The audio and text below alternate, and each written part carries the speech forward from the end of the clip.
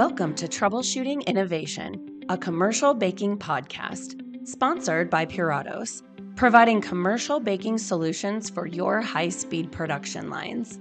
I'm your host, Joanie Spencer, Editor-in-Chief of Commercial Baking.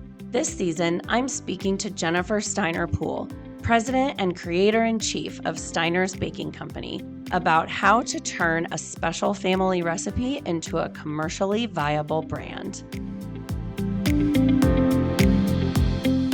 In this episode, we are tackling the product development challenges that come with creating gluten-free baked goods.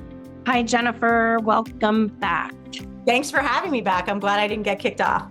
Oh my gosh. No way. No way. I love talking to you. 2 episodes in, and we have covered a ton of ground. And obviously, we've had some discussion around gluten-free because your product and your flour base is gluten-free. But this week, I want to focus on one specific aspect, and that is production. Let's start with talking about food safety aspects in production. As you've grown, what are some of the lessons that you're learning around things like food safety and sanitation in production when you're creating a gluten-free product? So great question. It's complicated. When it was just Jen in our first commercial kitchen, I had a lot more control over every single utensil, surface, how the ingredients were handled.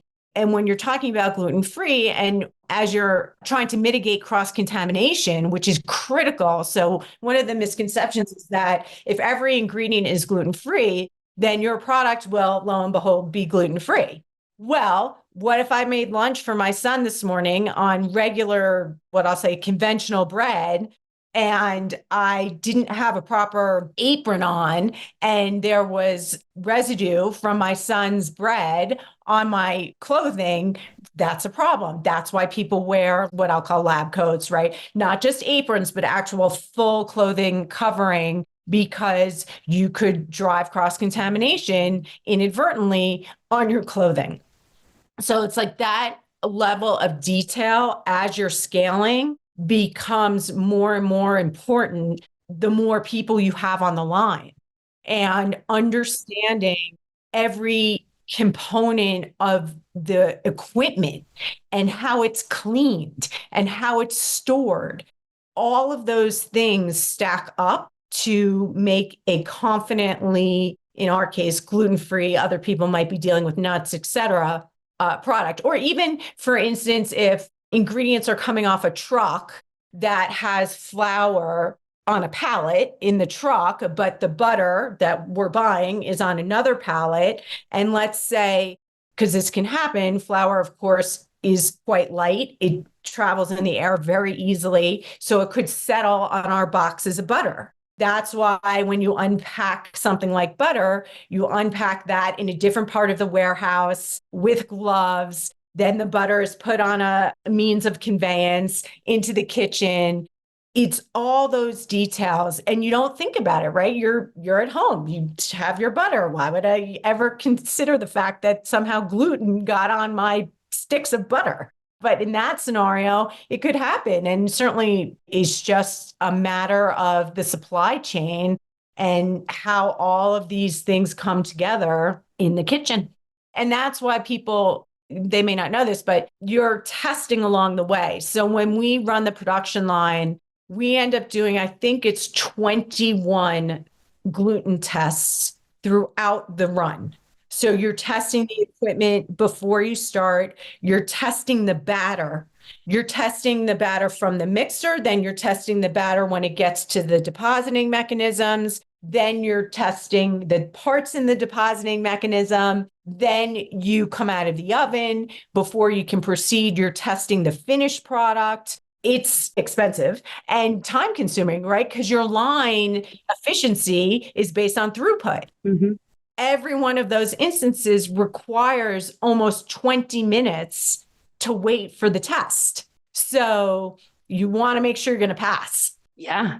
If you don't pass, then you're really set back, right? Well, then we're not in compliance with our own zero waste. What am I going to do? I mean, of course, I would give the product to the staff, but still, you don't want to waste all that product. and you're starting over, because what you'll have to do then, and we did have this happen once, if you fail, now you have to re-clean everything. That could be 2 hours. And then you have to retest it. I mean, you manufacture in part because you didn't want to bake. You dove into this and you had to, it was just like a completely new concept to learn. So, how did you in your brain reconcile this balance between food safety and sanitation from the gluten-free aspect with efficiency, with zero food waste? That's a hard equation. Like, how did you figure it out? When you're a marketer, not an engineer, and I'm a journalist, so I can say that with a lot of certainty. When you have principles by which you want to do anything, it doesn't have to be running a company, it could be running your household, and you're anchored in them, it helps you see the pathway. So if my vision is that we are going to have zero waste, we haven't even discussed sustainability. That's a whole nother conversation we could have. So zero waste, which is a part of our sustainability program anyway, and gluten-free and clean ingredients. Certain things have to happen in a certain order, or you'll fail at what you started out to do, which was at zero waste. So as you're moving through the process, it's almost like each little decision tree goes back to that first point. And so even if I'm faced with decisions, which I am every day, on topics that I don't know anything about, I know that I don't want to waste any food. So how am I going to purchase the butter so that I don't have to throw any butter out? And how am I going to run a batch and use all of the sour cream? Because I can't throw any out, right? That's our rule. So I come to the idea that when I'm looking at batch factoring, I have to use my most perishable ingredient to drive the size of the batch. Now, I don't know anything about anything, but I know if my most perishable ingredient isn't going to be thrown out, I better use every last drop of it. That's actually a great example. Someone who knows nothing about baking, nothing about manufacturing food at scale, but I do know I don't want to throw something out. And so that's how someone who doesn't know what they're doing can get to a very sensible and financially efficient decision on how to run the line. And I learned that very quickly. So if sour cream is going to be my issue, and it still is today, right? That's my most perishable ingredient. Butter can be frozen. Eggs, and now remember, we only use real eggs, no funny business, but they can be frozen. Sugar's fine, not an issue. So you work through that. And now we know a batch X sour cream, and we never waste any sour cream. That's how I do it. That's how I bring those things together when I really don't know anything about them. Manufacturing a gluten-free product, I mean, that testing is really important because, I mean, just based on the principle and the product that you make, you're taking those tests very, very seriously. And then if it fails, then it's wasted product. It's like, that's just another layer of risk, right? Yeah. And on the testing side, as I mentioned, we've only ever failed a test once. And I'm not even sure it was a real, you can have a false positive. So we'll never know, right? We just did what we had to do and we re-cleaned all the equipment. But if I'm starting out right and we have a proper HACCP plan in place, which of course we do, and we're audited by the gluten intolerance group. So I feel very confident in the program and the process that we have in place. We'll always deliver the right end results and keep our consumers safe and happy. I tend not to worry about that as much. It's burdensome and we have to do it, but I really don't worry that we're not going to pass. I just know that we're doing things correctly, and I'm really confident in the team. And you have a contract manufacturer for the blending of the flour. Are you manufacturing yourself or are you working with a co-manufacturer? For the end products, you're asking? Mm-hmm. Co-manufacturer. Praise be sweet baby Jesus, if I may quote Ricky Bobby. I have a co-manufacturer and I do not make the products myself anymore. And that's not because I don't love our consumers. It is simply because there's no way I could make all this product myself. Right. I mean, you get to a point where, and especially when you know where your lane is, you know where you need to let go. Yeah. And listen, it's really good as much as I didn't like it, that I did all the baking because there isn't an aspect of my business that I don't know. There isn't a point in the supply chain or the production cycle where, first of all, someone could take advantage of me and tell me some cockamamie story that isn't true because I myself have made every single product, thousands of them. And it also helps me see opportunities to be better. So I've already learned a lot of lessons. So when we moved in with our co-manufacturer, who I love, there were a lot of lessons we didn't need to learn. To them, the product was totally new, right? They'd never made it before. So a lot of companies come to their co-manufacturer having never really run the product at scale, which the whole different space-time continuum when you're trying to onboard with your co-man. I was able to come in and say, well, this is how we do it. These 4 things we shouldn't be doing, but we're doing them this way because it's just Jen. Now that we have you, we don't have to do this. So, as much as I hated it, it's good that I did it. Do you think that experience of making it yourself in that commercial kitchen helped you choose the right manufacturing partner? Yes. I mean, it's a vetting process from both sides. It's like any relationship, and it has to be a good fit. And sometimes it's not a good fit. And then you have to find someone else, or like they had all the capabilities that we needed except for this one thing. What you were saying about you have firsthand understanding of how it should be made. Did that help you find the right co-man? Absolutely. I have what I'll call a consultant in a director of production seat for us, and he's a fabulous guy. I adore him. Together, we were able to really ferret out and vet co-mans. Now, it hasn't been easy. It took almost 6 years for me to find the right group. I have to own some responsibility for that because we haven't had the right working capital budget. It makes us, I don't want to say difficult because I like to think of myself as not difficult, but it's hard to have a client, and you know this because you've spoken to some pretty impressive co-mans. You want to be a good client is the way I want to say that.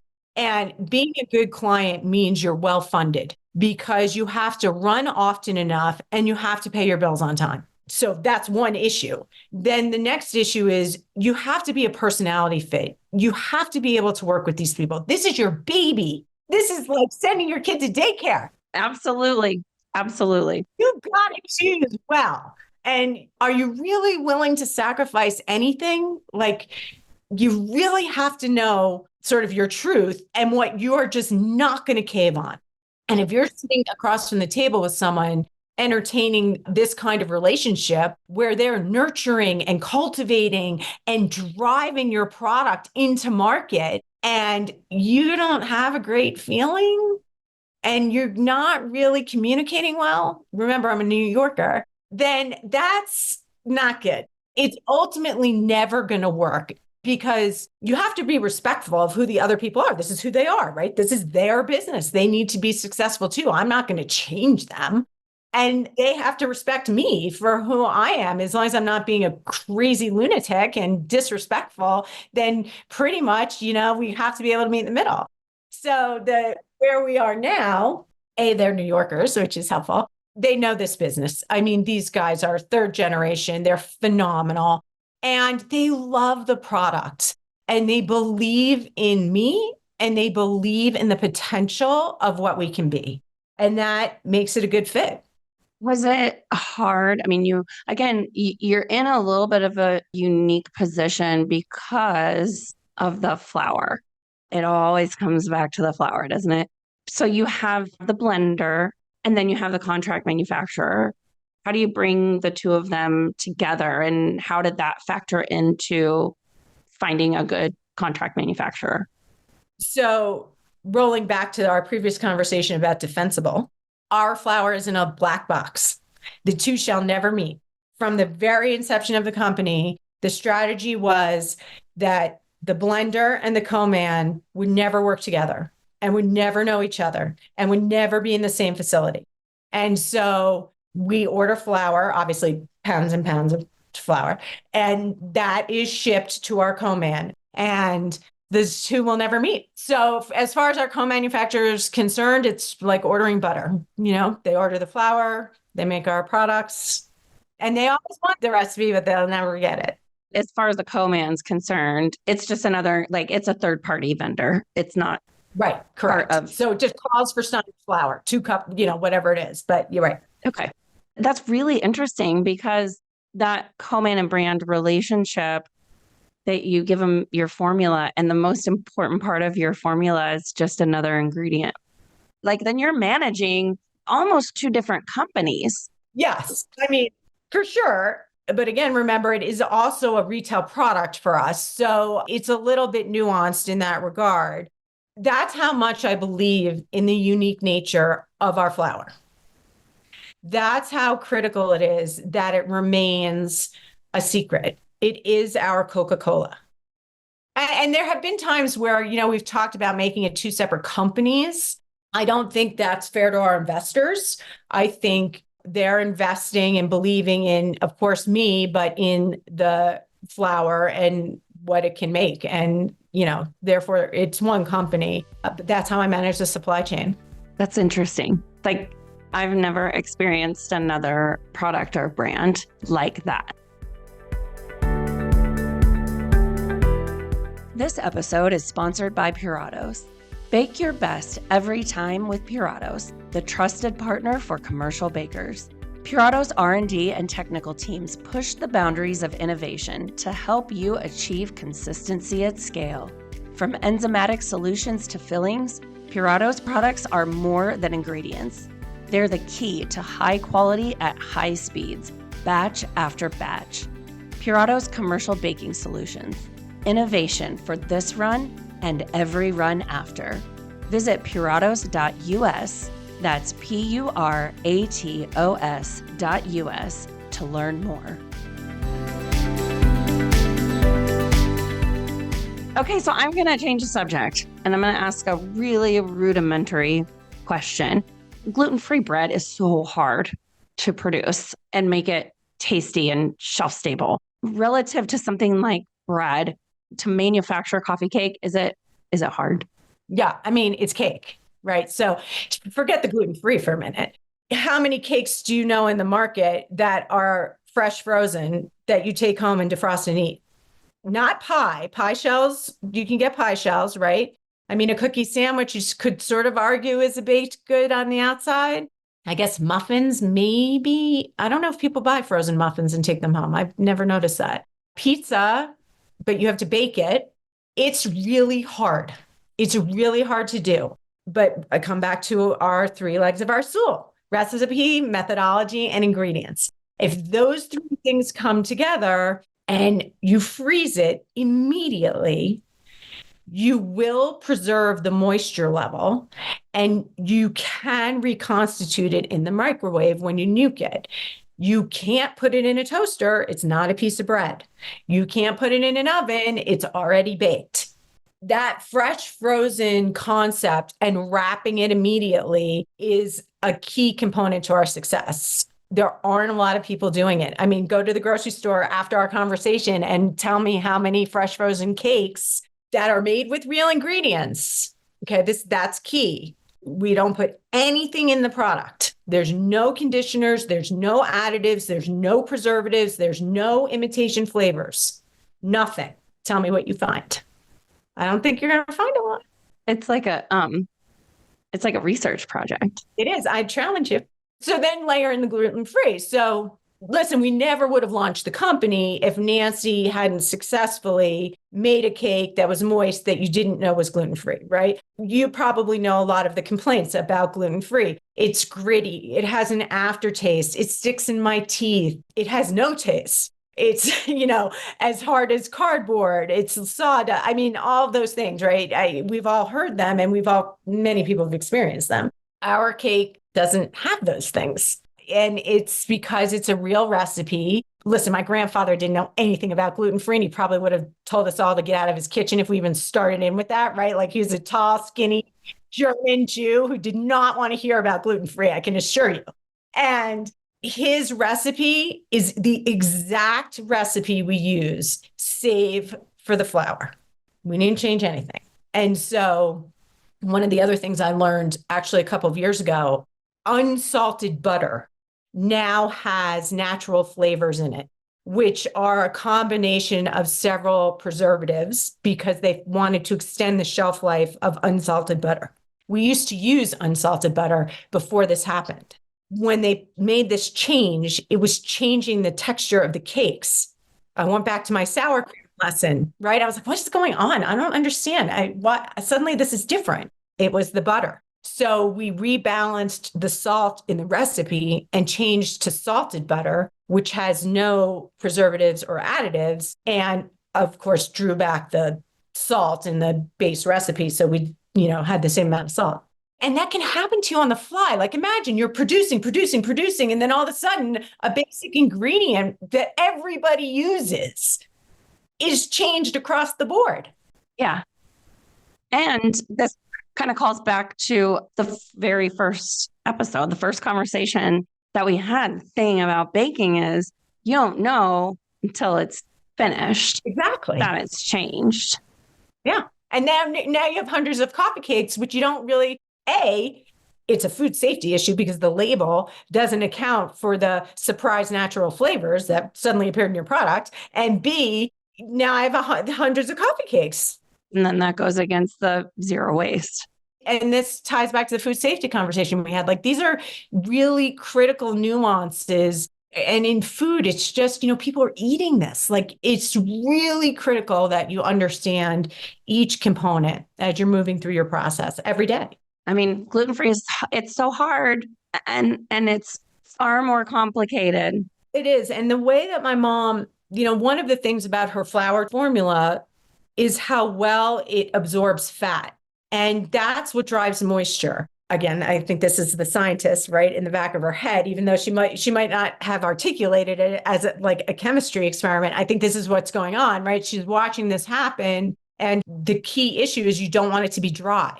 So how are you going to overcome that? And the other thing that she did really well, which is interesting. So I mentioned those things like grit, sticking in your teeth, dryness, those particular attributes. She was tinkering against them, if you will. So she was in the kitchen saying, well, if this is sticky, what's the thing that's making it sticky, right? She was kind of trying to deconstruct the negative attributes so that she could re-engineer to a positive outcome. But, it took her 35 years. I could never do that. But so now we have a flour that performs and behaves with ingredients that people have in their kitchens because it came from someone's kitchen, not from a chemistry set. Right. Yeah. Okay. So next week, we're going to get into this a little more with the gluten-free, like you're leaning into it now, but sort of touting that gluten-free is secondary to the taste and quality. So many little things had to come together. What is it that makes this product so special? How do the ingredients play nicely together in order to be machinable and still be the same coffee cake that you made with your mom in her kitchen, that your grandfather made in his kitchen? How do you maintain it? So another principle is, I actually learned this from my dad.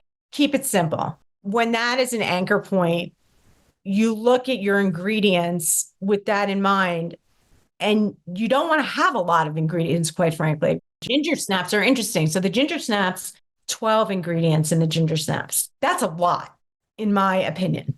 Every one of them has to be right. Whereas brownies have 6 ingredients, easier to control. I do, first and foremost, want the recipes to be very simple, which also allows us to embrace our promise of a clean label. The less you put in it, the less issues you have. That influences how the ingredients work together. So one of the things I learned, when you mix the butter and sugar, and I always tell people who are baking at home to do this, when you mix the butter and sugar together first, the sugar is incorporating with the fat in the butter, which is going to give you more moisture. The other thing with our flour, unlike conventional flour, you can really beat the crap out of this flour. You almost can't overmix the flour. When you mix something furiously, you're introducing air over the time that you're mixing it. So that can drive dryness in a product, or it can make something sticky and not come out of pans. There are different things that can happen, but our flour can take it. and it just keeps absorbing the moisture. So the coffee cakes in particular, because we have two great sources of fat in the coffee cakes for moisture, we have the sour cream and the butter, we can really drive the moisture level up, which people love. So those ingredients come together really nicely. And we always use the flour last. It's the last thing to go in the mixer. So everything else incorporates and then the flour goes in. And it just sucks all of that up really well. And that's, a really important part of the process. When we get to talk about some of the line extensions we'll have in the future, the way that the flour behaves and interacts with the flavors and other things that go in the recipes, critical part of why they're so delicious. And in some cases, people would argue better than the conventional counterpart. Wow. Awesome. That's so interesting. It's so interesting. It's fascinating. Even though I hate baking, and I think I've said that several times, I'm still curious, right? I still want to know, how does this work? And I care about each step of the process. So even if I don't physically like doing it, I'm intrigued by the whole thing. So that helps mitigate the distaste for the baking part. Well, I think you're really good at engineering. And I think you have a bit of Nancy's scientific mind. Maybe, or maybe it's just my unwillingness to accept no. You have her stubbornness. No, don't tell me it can't be done, because I'm just going to go do it. I love it. I love it. Okay, so that is going to wrap up this week's conversation, Jennifer. We're going to stay on the theme of gluten-free, but look at it from a marketing standpoint. And I want to dive back into Mondelez and their advice to lean into it. But I have seen this trend toward making the gluten-free secondary. And it's a hard balance to say this is gluten-free, but don't worry about that. So I think we're going to have another interesting conversation next week. Absolutely. I'm looking forward to it. Thanks again, Jennifer. You are so fun to talk to. Have a great day. You too. Thank you for listening to Troubleshooting Innovation, and a special thanks to our sponsor, Puratos. To learn more about commercial baking solutions, visit puratos.us. That's PURATOS.US. Troubleshooting Innovation is an award-winning podcast from Commercial Baking. It's hosted by Joanie Spencer, Editor-in-Chief of Commercial Baking, produced by Jordan Winter, Creative Director for Avant Food Media. To learn more, visit commercialbaking.com.